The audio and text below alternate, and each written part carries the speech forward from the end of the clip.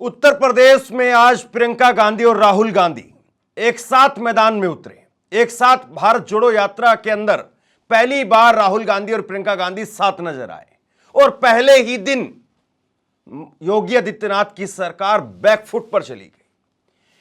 जैसे ही प्रियंका गांधी ने पूछा कि बुलडोजर कहां है, प्रियंका गांधी ने बुलडोजर को लेकर के सवाल खड़े किए।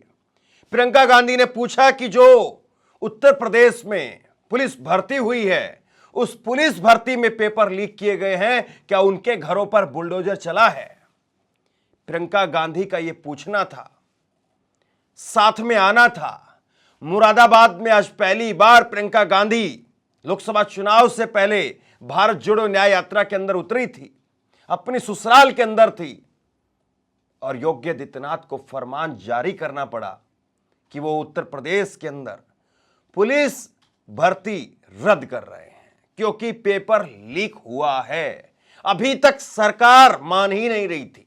अभी तक योगी आदित्यनाथ के मुख्यमंत्री, माफ कीजिए, योगी आदित्यनाथ के उप मुख्यमंत्री, हालांकि वो एक ही हैं बस, बाकी दो उप मुख्यमंत्री भी हैं, बीच बीच में भूल जाते हैं, मैं भी भूल जाता हूं। तो उप मुख्यमंत्री साहब तो मान ही नहीं रहे थे कि कोई भर्ती के अंदर पेपर भी लीक हुआ है। लेकिन विपक्ष की ताकत, युवाओं की ताकत और आंदोलन की शक्ति, सब कुछ जब मिला तो सरकार बैकफुट पर आई क्योंकि सामने चुनाव है। एक बार सुनिए जरा प्रियंका गांधी ने किस अंदाज में बुलडोजर और बुलडोजर बाबा को घेरा और पेपर लीक पर क्या कह गई प्रियंका, सुनिए जरा। और इसी तरह से आप सोचिए, जब जब बुलडोजर चलता है इनका, तो किसके घरों पे चलता है? किसके घरों पे चलता है? जोर से बोलो। जिसने 6 किसानों को अपनी जीप के नीचे कुचला, उसके घर पे क्या बुलडोजर चला? जिसने महिलाओं के साथ अत्याचार किया, उसके घर पे बुलडोजर चला? जो ये पेपर लीक के घोटालों से पैसे खाए जा रहा है, उन लोगों के जिन्होंने पैसे खाए हैं, जो बार बार ये घोटाला करते हैं, बार बार लीक कराते हैं, उनके घरों में बुलडोजर चला? नहीं चला ना।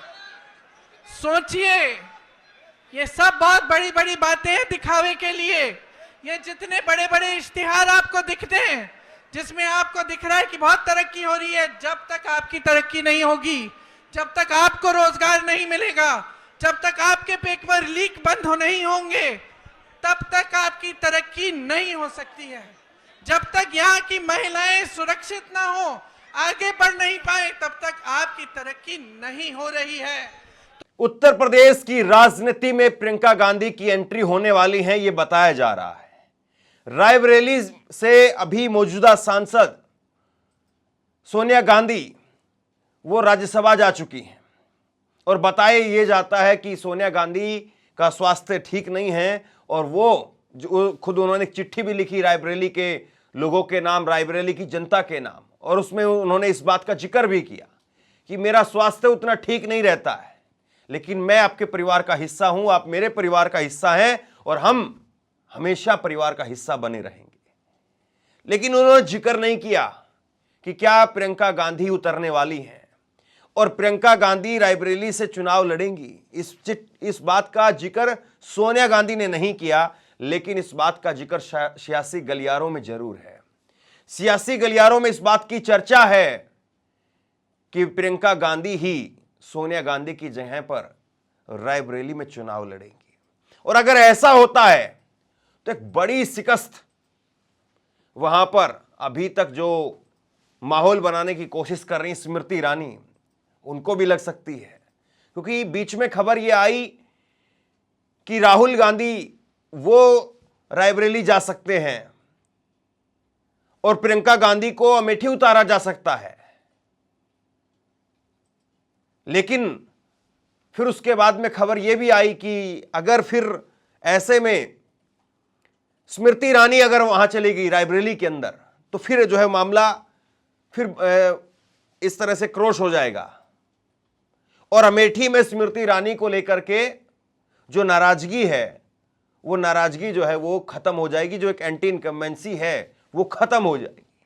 इसलिए अब खबर यही आ रही कांग्रेस के अंदर खाने से कि प्रियंका गांधी को ही रायबरेली से उतारा जाए और सोनिया गांधी की जगह पर और अमेठी से राहुल गांधी लड़े। और दूसरी बड़ी बात यह है कि समाजवादी पार्टी के साथ में जिस तरह से कांग्रेस का गठबंधन फाइनल हुआ है, उसके बाद में बहुत सारे सवाल अपने आप में खड़े हो रहे हैं। और प्रियंका गांधी का एक अपना अलग तेवर है, एक अपना अलग जो है उनका तरीका है, एक अपना अलग उनका अंदाज है। और आज जब वो अपनी ससुराल में पहुंची तो वहां पर भी एक अलग ही तेवर, एक अलग ही अंदाज में वो नजर आई। वो भी मैं आपको दिखाऊंगा, लेकिन पहले जरा एक बार सुन लीजिए कि प्रियंका गांधी ने इस पेपर घोटाले को लेकर के क्या कहा है। पेपर घोटाले को लेकर के प्रियंका गांधी ने योगी आदित्यनाथ की सरकार को घेरते हुए एक बड़ा ट्वीट किया है। वो ट्वीट मैं आपके सामने रख रहा हूं। और उसके बाद में प्रियंका गांधी आज जब पहुंची मुरादाबाद में अपनी ससुराल के अंदर, तो क्या कुछ कहती हुई नजर आई वो मैं आपको आगे आपको सुनाऊंगा। तो प्रियंका गांधी का एक ट्वीट देखिए।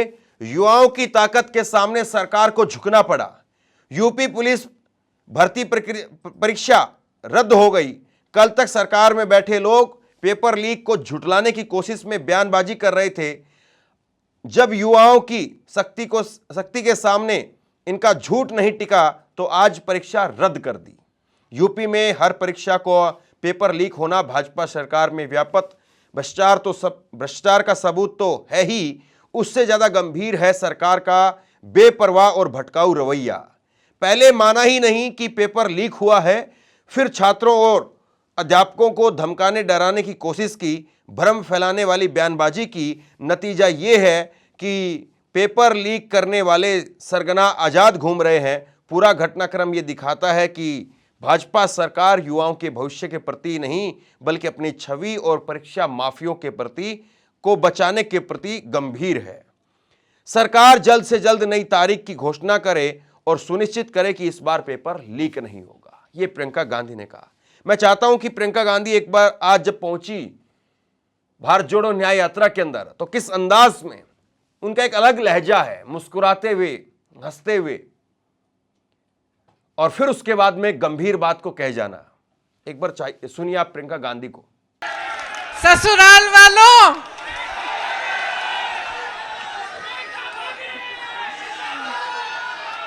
यहां आकर बहुत खुशी हुई है और आज इस भारत जोड़ो न्याय यात्रा में भाग लेते हुए मुझे बहुत बहुत खुशी हो रही है, खास तौर से क्योंकि आज इस यात्रा में पहली बार मैं अपने ससुराल वालों के साथ आई हूं।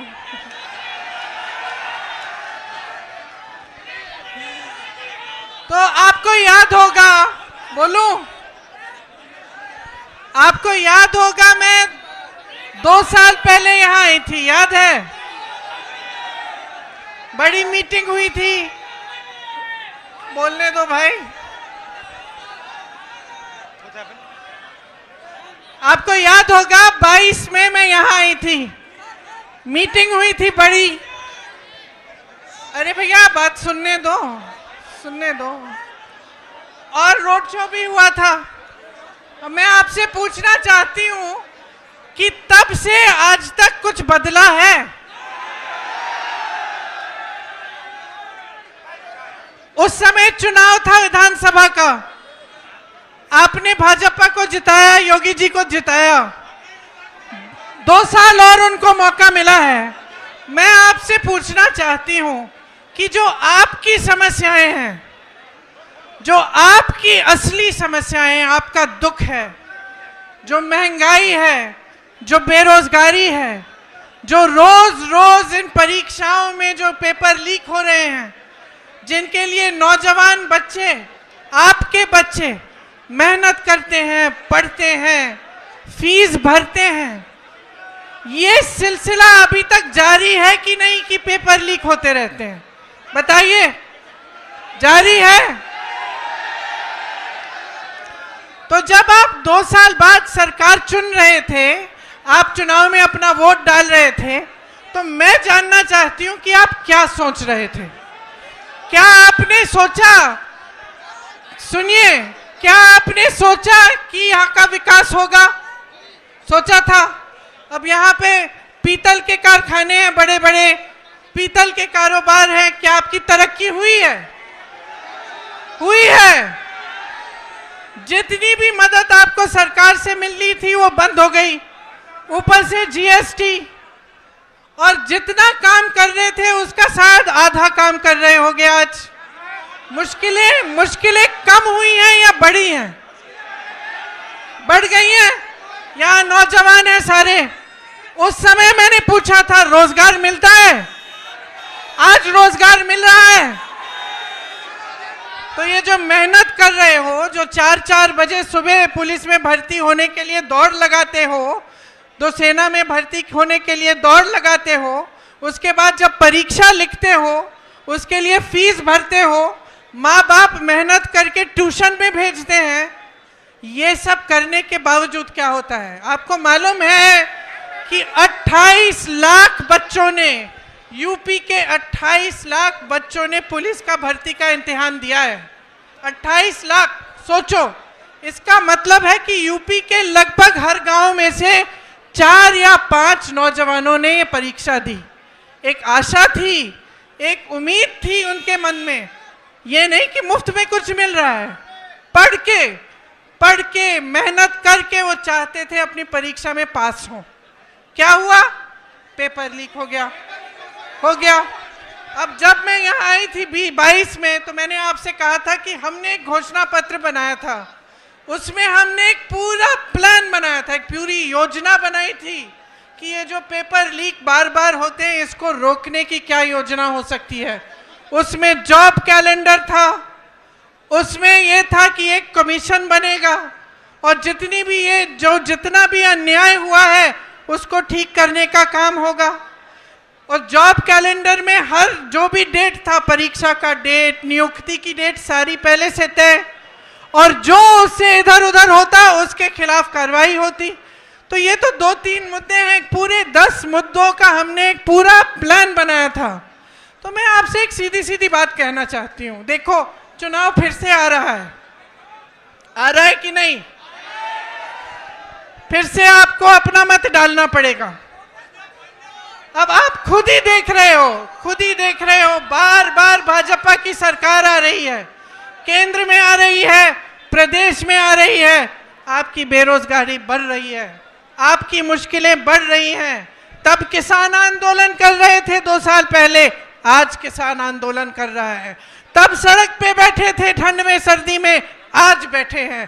तब उनकी सुनवाई नहीं थी, आज उनकी सुनवाई नहीं है। और इसी तरह से आप सोचिए, जब बुलडोजर चलता है इनका, तो किसके घरों पे चलता है? किसके घरों पे चलता है?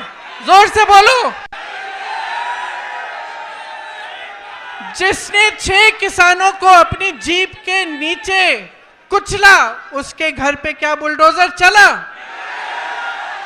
जिसने महिलाओं के साथ अत्याचार किया, उसके घर पे बुलडोजर चला?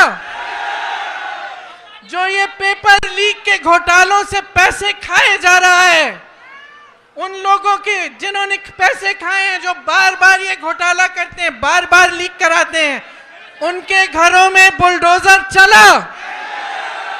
नहीं चला ना। सोचिए, ये सब बहुत बड़ी बड़ी बातें हैं दिखावे के लिए। ये जितने बड़े बड़े इश्तिहार आपको दिखते हैं, जिसमें आपको दिख रहा है कि बहुत तरक्की हो रही है, जब तक आपकी तरक्की नहीं होगी, जब तक आपको रोजगार नहीं मिलेगा, जब तक आपके पेपर लीक बंद नहीं होंगे, तब तक आपकी तरक्की नहीं हो सकती है। जब तक यहाँ की महिलाएं सुरक्षित ना हो, आगे बढ़ नहीं पाए, तब तक आपकी तरक्की नहीं हो रही है। तो मैं सिर्फ आपको, मैंने उस समय भी बोला और अभी भी बोल रही हूँ, अपने अनुभव को देखो, अपने अनुभव को देखो कि भाई 5 सालों में, 10 सालों में मिला क्या है? नौकरी मिली, दुकान जाते हो तो सब्जी खरीद पाते हो। आपको मालूम है गन्ने का जो दाम है, जो आपको मिलना चाहिए सरकार से, वो हर साल, पिछले 7 सालों में हर साल सिर्फ मात्र 7 रुपए गन्ने का दाम बढ़ा है कि नहीं? 7 रुपए, ठीक है? तो मान लो 5 सालों में 35 रुपए बढ़ा होगा। और आप जब सब्जी खरीदने जाते हैं तो कितने बढ़ गए दाम? आलू मिलता है, प्याज मिलती है, टमाटर मिलता है, आप जाते हो 3 चीजों को लेने के लिए, घर आते हो 1 लेके। तो भाई देखो, जब तक आपको खुद समझ में नहीं आएगा, जब तक आप अपने अनुभव पर नहीं उतरोगे, तब तक कुछ नहीं बदलने वाला। हम चीखते चिल्लाते जाएंगे, कुछ नहीं बदलेगा। बदलाव तब आएगा जब आप अपनी परिस्थितियों को समझकर अपना वोट डालोगे, जब आप सवाल उठाओगे सरकार से कि मुझे सब्जी क्यों नहीं मिल रही है, इतनी महंगाई क्यों है, मेरा बच्चा पढ़ता है, मेहनत करता है, उसको नौकरी क्यों नहीं मिल रही है। जब तक ये सवाल आप नहीं उठाएंगे, जब तक इन परिस्थितियों को देखते हुए आप अपना वोट नहीं डालेंगे, तब तक आप इसी खाई में डूबे रहोगे। इसीलिए मैं आपसे कहना चाहती हूं, इस खाई में से निकलो। जब वोट डालने जाते हो, सोच समझ के अपना वोट दो।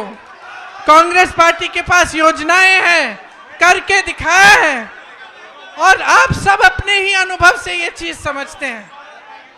तो आज आपके बीच आकर मैं सिर्फ इतना कहूंगी कि जो भी वोट आप डालने जा रहे हो, बड़ी बड़ी बातों पे मत डालो, जो ऊपरी दिखावा है उस पे मत डालो। जो तुम्हारी जिंदगी में गुजर रहा है, जो तुम्हारा जीवन है, तुम्हारा अनुभव है, तुम्हारी परिस्थिति है, उसको समझ के कि ये क्यों हो रहा है आपके साथ, तब वोट डालो। ये न्याय यात्रा है। राहुल जी, भारत जोड़ो यात्रा में 4000 किलोमीटर क्यों चले? इस देश को एक रखने के लिए, ये कहने के लिए कि ये देश एक है, सब एकजुट हो जाओ, आगे बढ़ोगे। आज भारत जोड़ो न्याय यात्रा पे निकले हैं, तो इस यात्रा में न्याय शब्द क्यों जोड़ा है? न्याय शब्द इसलिए जोड़ा है क्योंकि आज यहाँ के नौजवानों के साथ, देश के नौजवानों के साथ अन्याय हो रहा है। आज देश की महिलाओं के साथ अन्याय हो रहा है। आप मेहनत करते हैं, आपके पेपर लीक होते हैं। आप मेहनत करते हैं, आपको नौकरी नहीं मिलती, रोजगार नहीं मिलता। आप मेहनत करते हैं, महंगाई का सामना करते हैं। किसानों का जो बकाया होता है वो नहीं मिलता, किसानों के कर्ज माफ नहीं होते, बड़े बड़े उद्योगपतियों के होते हैं। तो देखिए, मैं फिर से आग्रह करूंगी, आज आप इस यात्रा में जुड़ने आए हैं तो हमें देखने नहीं आए हैं, अपनी परिस्थिति को समझने आए हैं। और ये समझने आए हैं कि जब तक आप बदलाव नहीं लाओगे, तब तक आपकी परिस्थिति बदलने वाली नहीं है। और मैंने बहुत लंबा बोल लिया, भैया भी बोलेंगे, एक बार जोर से बोलो, एक बार जोर से बोलो, राहुल गांधी, राहुल गांधी, राहुल गांधी।